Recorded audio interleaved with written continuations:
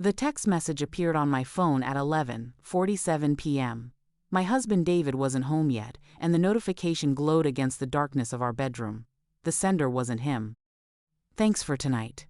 Your wife has no idea how lucky she is." My hands shook as I read it again.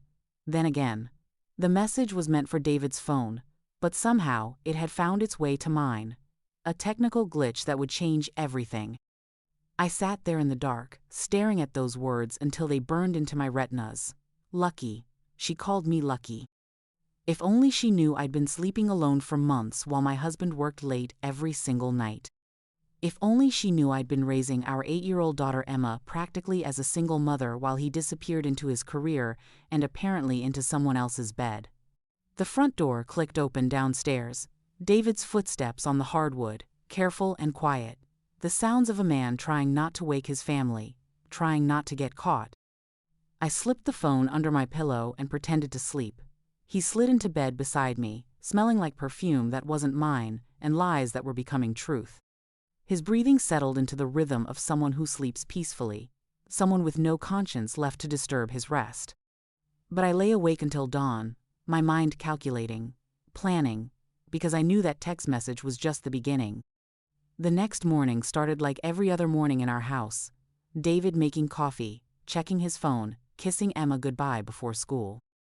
Playing the role of devoted father and husband with an expertise that made my stomach turn. How long had he been this good at pretending? "Late meeting again tonight," he said without looking up from his phone. Always the phone, his lifeline to a world I wasn't part of. "Don't wait up." I nodded and smiled the smile I'd perfected over months of growing suspicion. "Of course, I'll handle dinner and bedtime." He kissed my forehead. A gesture that once meant love, but now felt like mockery. The door closed behind him, and I finally allowed myself to breathe. Emma was at school, the house was empty, and I had work to do. I started with his laptop. David thought he was clever about passwords, but after 12 years of marriage, I knew his patterns: his mother's maiden name, Emma's birthday, the year we met. He rotated through them like a broken record, predictable in his attempts to be secretive. The laptop opened on the third try.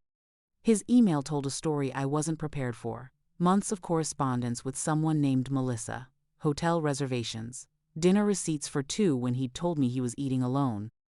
Conference calls that were really weekend getaways. A whole parallel life built on the foundation of my ignorance. But the worst part wasn't the affair itself. It was the way he talked about me, about Emma. "She's becoming suspicious," he'd written to Melissa just 2 weeks ago. "Always asking questions about where I've been. I think it's time to consider our options." "What kind of options?" Melissa had replied. "Divorce. Full custody. She's not stable enough to handle single motherhood anyway." All those mood swings and paranoid thoughts. Any lawyer would see it. My blood turned to ice in my veins. Unstable. Paranoid. The words hit like physical blows because I recognized the strategy immediately. He'd been building a case against me for months, documenting my reactions to his lies as evidence of my mental instability. Every time I'd questioned his absences, every moment of justified suspicion, he'd been collecting ammunition. He wasn't just cheating on me. He was systematically destroying my character to steal my daughter. I printed everything. Every email, every receipt, every cruel word about my fitness as a mother. The printer hummed in the silence of our house like a heartbeat, steady and determined. Each page that emerged was another piece of evidence in the case I was building against the man I'd once loved. But I needed more than emails. I needed proof of the affair that would hold up in court. I needed to catch them together. That's when I remembered David's location sharing. He'd insisted on it months ago, claiming it was for safety. So Emma and I would always know where he was. The irony wasn't lost on me as I pulled up the app and saw his little dot blinking at the Marriott downtown, the same hotel that appeared on those receipts. My hand steadied as I drove across town. The rage was crystallizing into something sharper, more focused, something that could cut through his lies and reach the truth underneath. The hotel lobby was elegant in that corporate way that screams expense accounts and business meetings. I walked to the bar like I belonged there, ordered a wine I didn't want, and settled into a corner booth with a clear view of the elevators. I didn't have to wait long. David emerged from the elevator at 6:30, his arm around a blonde woman in a red dress. Melissa.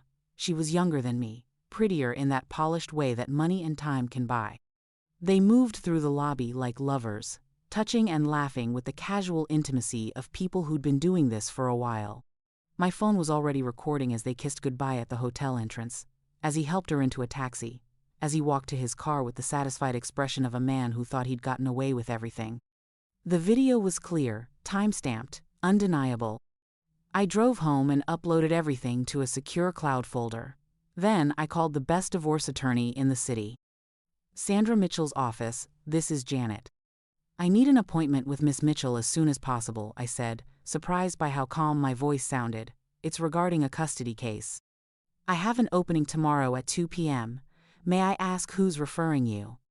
My husband's arrogance, I replied. There was a pause on the other end of the line, then a slight chuckle. I'll put you down for 2 p.m.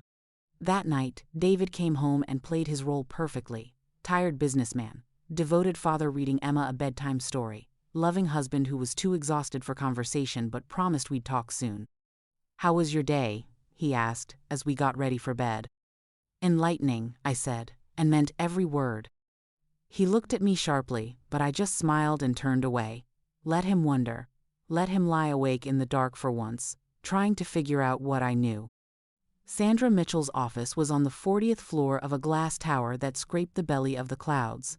She was exactly what I'd hoped for, sharp, experienced. The kind of woman who'd seen every dirty trick in the book and had countermoves ready. Tell me everything, she said, and I did. I laid out the printed emails like tarot cards predicting David's future, showed her the video of his hotel goodbye, explained his strategy to paint me as unstable while building his affair into a new life. Sandra's expression never changed as she reviewed the evidence, but her eyes grew harder with each page. He's been planning this for months, she said finally. The psychological profile he's building, the documentation of your supposed instability, it's textbook character assassination. Can we stop it? She smiled. It wasn't a kind smile. Mrs. Harper, we're not just going to stop it, we're going to turn it into his worst nightmare. The plan was elegant in its simplicity. We would let David make the first move. Let him file for divorce and custody on the grounds of my mental instability. Let him present his carefully crafted narrative to the court. And then we would destroy him with the truth. He won't expect you to have evidence, Sandra explained. Men like your husband bank on their wives being too emotional, too hurt to think strategically. He's counting on you falling apart. I'm done falling apart, I said, and I meant it. The wait was the hardest part. 3 weeks of David continuing his charade while I pretended ignorance. 3 weeks of watching him lay the groundwork for stealing my daughter while I smiled and played the role of the unsuspecting wife. He was getting bolder, staying out later, being less careful about his phone, a man so confident in his plan that he'd stopped watching for threats. Emma noticed the tension. 8-year-olds see everything even when adults think they're being careful. Are you and Daddy fighting? She asked one morning over breakfast. Sometimes grown-ups have problems to work out, I told her carefully. But you know Mommy loves you more than anything in the world, right? She nodded, but her little face was worried. My heart broke thinking about what was coming. The upheaval, the custody battles, the way divorce explodes through a child's life like a bomb. But I also thought about David's emails, his plan to take her away from me, to paint me as unfit while he built a new family with his mistress. Emma deserved better than a father who could scheme against her mother with such calculated cruelty. The papers were served on a Tuesday morning. David had already left for work, so the process server handed them to me with the kind of professional sympathy reserved for people getting their lives legally dismantled. Petition for dissolution of marriage. Motion for full custody. Allegations of mental instability and unfit parenting. Reading my husband's sworn statements about my character was like swallowing glass. He documented mood swings that were actually reactions to his lies, turned my justified suspicions into evidence of paranoia, painted my growing distance as maternal negligence while conveniently omitting that he'd been sleeping with another woman. The petition requested full custody with supervised visitation for me. Supervised. Like I was some kind of danger to my own daughter. I called Sandra immediately. He filed, I said. Perfect. Now we spring our trap. David came home that evening with flowers and takeout from my favorite restaurant, playing the role of the reluctant husband forced into divorce by his unstable wife. The performance was masterful. I got some papers today, I said quietly. He had the grace to look pained. I'm sorry you had to find out that way. I wanted to talk to you first, but my lawyer said that I might become violent or have some kind of breakdown. You haven't been yourself lately, he said carefully. The paranoia, the accusations. I'm worried about you, about Emma. I stared at this man I'd shared a bed with for 12 years. This man who could lie to my face while planning to steal my child. The strangest thing was how little I felt. No rage, no heartbreak. Just a cold, crystalline clarity that made everything simple. You're right, I said. I haven't been myself. I've been better. He frowned, confused by my tone. I've been smarter, more observant, more strategic. I smiled at him. More like you, actually. Something shifted in his expression. The first crack in his confidence. What's that supposed to mean? It means I know about Melissa. The color drained from his face so fast I thought he might faint. But he recovered quickly, falling back on his prepared denials. I don't know what you think you know, but I know about the Marriott, the conference calls that were actually weekend getaways, the emails where you called me unstable while planning your exit strategy. David's mouth opened and closed like a fish drowning in air. You went through my private emails? I went through my cheating husband's evidence of adultery, I corrected. Turns out you're not as careful as you think. He was quiet for a long moment, and I could see him recalculating, shifting strategies, deciding how to handle this new development.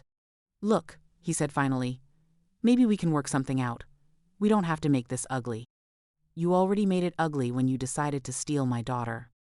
I'm trying to protect Emma. From her mother, the woman who's raised her while you built a second life with your mistress? That's not. He stopped himself, regrouped. What do you want? Justice, I said simply. The custody hearing was scheduled for 3 weeks later. 3 weeks of David's lawyer trying to negotiate while Sandra held our cards close to her chest. They knew we had something, but they didn't know what. The uncertainty was eating at them. David tried a different approach. Guilt. Think about Emma, he said one evening. Do you really want to drag her through a court battle? I am thinking about Emma. I'm thinking about what kind of father lies to her mother for months while planning to take her away. I never wanted it to come to this. No, you wanted me to roll over and disappear quietly while you played happy family with Melissa. Sorry to disappoint you. He was getting desperate. I could see it in the way he watched me, like I was a bomb that might explode at any moment. Good. Let him feel what uncertainty tastes like. The night before the hearing, I couldn't sleep. Not from nerves, but from anticipation. Tomorrow, David would walk into that courtroom expecting to destroy me with his carefully constructed lies. He had no idea what was waiting for him. Sandra had prepared our strategy like a military campaign. David's lawyer would present his case first, laying out the allegations of my instability and unfitness.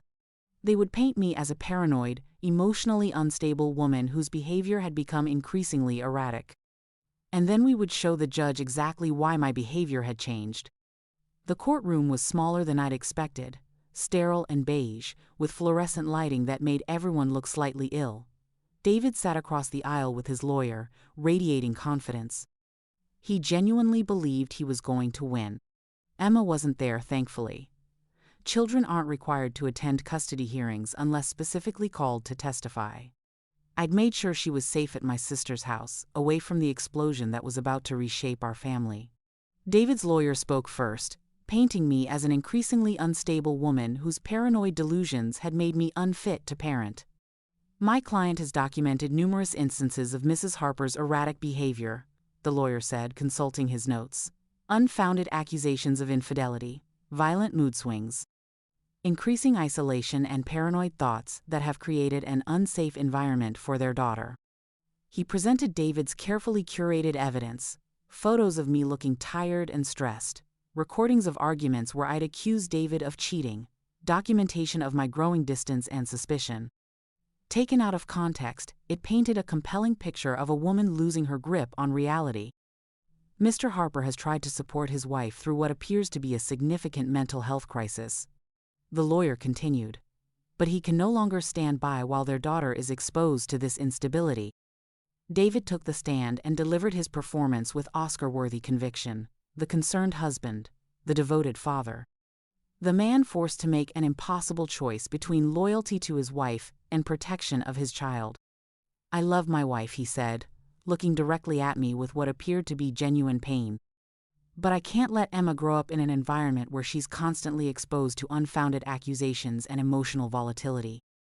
He detailed my supposed decline with surgical precision, every moment of justified suspicion reframed as evidence of mental illness, every reaction to his lies presented as proof of my instability. It was masterful, convincing. If I didn't know the truth, I might have believed it myself. When David's lawyer finished his presentation, the judge looked at me with something approaching sympathy. "Mrs. Harper, how do you respond to these allegations?" I stood slowly, my heart hammering against my ribs. This was it. This was the moment that would determine whether I kept my daughter or lost her to a man who'd betrayed everything we'd built together. "Your Honor," I said, my voice steady despite the adrenaline coursing through my veins, "I'd like to present some evidence that I believe will clarify the situation considerably." Sandra stood and approached the bench with our folder of evidence. David's lawyer frowned, clearly not expecting this level of preparation from the supposedly unstable wife. "Your Honor, we'd like to submit into evidence a series of emails between Mr. Harper and one Melissa Chen, dating back 8 months. David's face went white. His lawyer was frantically whispering in his ear, but it was too late.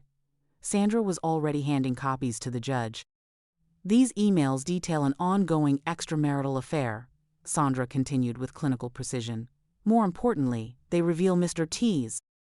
Harper's premeditated plan to divorce his wife and obtain full custody by systematically undermining her mental health and parenting capabilities." The courtroom was silent, except for the rustle of papers as the judge reviewed our evidence. I watched David's face as he realized his carefully constructed plan was crumbling in real time. "Additionally," Sandra said, "we have hotel receipts, restaurant charges, and video evidence of Mr. Harper and Ms. Chen engaged in intimate contact at the Marriott Hotel downtown." She handed the judge printed screenshots from the video I'd taken, clear, time-stamped evidence of David and Melissa kissing goodbye after their affair. "Finally, Your Honor, we have recorded conversations between Mr. Harper and Ms. Chen discussing their plans to move in together once he obtains custody of Emma." This was news even to me. Sandra had been busy. The judge looked up from the evidence, his expression unreadable. "Mr. Harper, I'm going to ask you some direct questions, and I expect direct answers." David stood on shaking legs. The confident man who'd taken the stand 20 minutes earlier had disappeared, replaced by someone who looked like he might vomit. "Did you engage in an extramarital affair with Melissa Chen?" David's lawyer tried to object, but the judge cut him off with a sharp look. "Yes," David whispered. "Did you discuss plans to obtain full custody of your daughter for the purpose of starting a new life with Miss Chen?" "Your Honor, I was." "Yes or no, Mr. Harper?" A long pause. David looked at me across the courtroom, and for a moment, I saw something that might have been regret, but it was too late for regret. "Yes." The judge set down the papers and looked at David with the kind of expression usually reserved for people who kick puppies. "Mr. Harper, in 30 years on this bench, I have seen many cases of parental alienation and character assassination. But rarely have I seen such a calculated and systematic attempt to undermine a mother's relationship with her child for personal gain." David's lawyer was scribbling notes furiously, probably already planning the appeal. "The evidence clearly shows that Mrs. Harper's behavior, which you've characterized as unstable and paranoid, was actually a reasonable response to your deceptive conduct. Any parent would experience stress and suspicion under these circumstances." The judge turned to me. "Mrs. Harper, I want to commend you for gathering this evidence in a responsible manner and presenting it through proper legal channels rather than taking matters into your own hands." I nodded, not trusting my voice to remain steady. Based on the evidence presented, I am not only denying Mr. Harper's petition for custody, I am awarding primary residential custody to Mrs. Harper with supervised visitation for Mr. Harper's petition for custody. Harper until he completes court-mandated counseling. David collapsed into his chair like someone had cut his strings. Additionally, the judge continued, I am ordering Mr. Harper to pay Ms. Harper's legal fees and court costs, given the frivolous nature of his allegations and the deceptive conduct that necessitated this hearing. The gavel came down with the finality of justice served. David's lawyer was already talking about appeals and emotional distress, but Sandra was smiling the smile of someone who knew this decision would hold. The evidence was too clear, the deception too documented.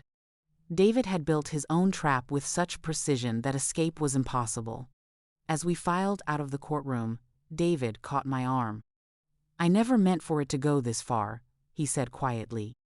I looked at him for a long moment. This man I'd loved, this man who'd systematically planned to destroy me to get what he wanted. You meant every word, I said. You just didn't expect me to fight back. What happens now? I pulled my arm free. Now you explain to Emma why Daddy won't be living with us anymore, and you hope she's more forgiving than her mother.